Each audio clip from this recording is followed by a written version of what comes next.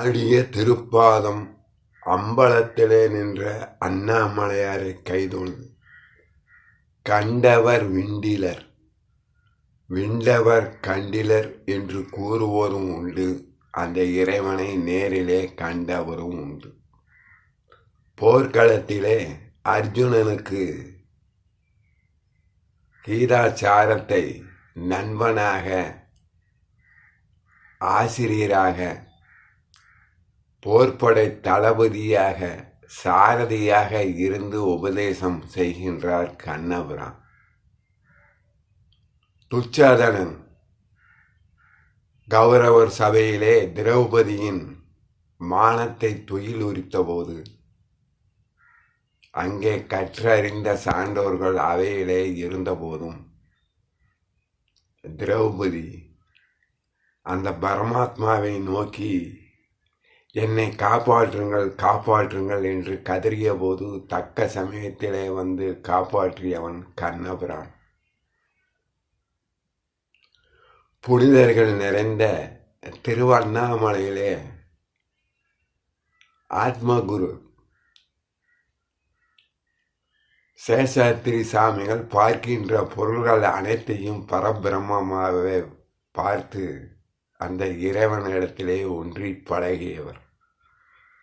அன்பர்கள் கொடுக்கின்ற பட்டு வேட்டியை இரண்டாக கிழித்து பசுமாட்டின் கொம்பிலே கட்டிவிட்டு அந்த பசுமாட்டை பரபிரம்மமாகவே பார்த்து வணங்கியவர். குட்டையிலே ஊறுகின்ற பன்றியை கட்டிப்பிடித்து அந்த பன்றியையும் பசுவையும் ஒன்றாக பரபிரம்மமாக பார்த்து வணங்கியவர் நமது ஆத்மகுரு சேஷாத்திரி சாமிகள். வாடிய பெயரை கண்ட போதெல்லாம் வாடிய வள்ளல் பெருமானாருக்கு அவரது அந்நியார் உருவத்திலே இறைவி சென்று அன்னம் வணங்கியதை நாம் இந்த இடத்திலே நினைவு கூற வேண்டும்.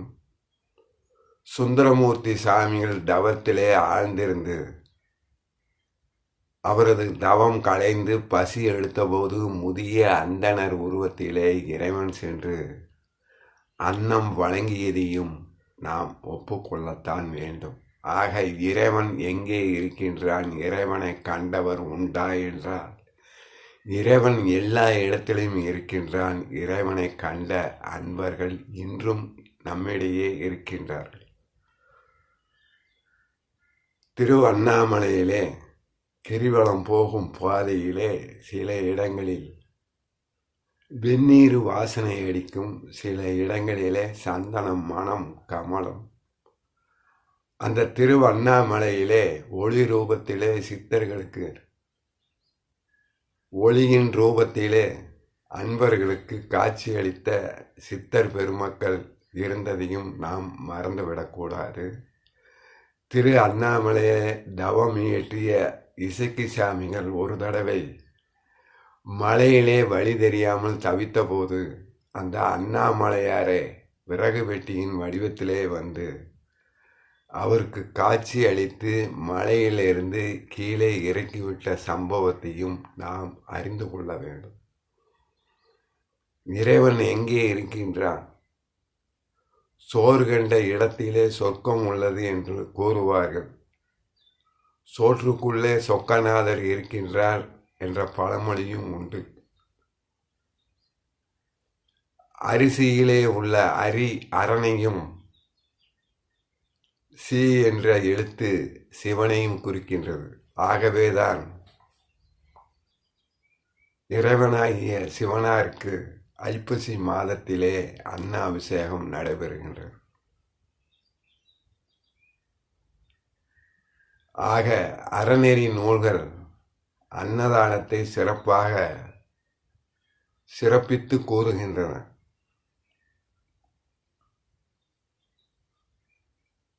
தன்னை அபிஷேகம் செய்வதற்கு அர்ச்சனை செய்வதற்கு ஒன்றும் இல்லாத போது கல்லால் அடித்த அந்த சாக்கிய நாயனாருக்கு இறைவன் திருக்காட்சி கொடுத்ததையும் தவறான எண்ணத்திலே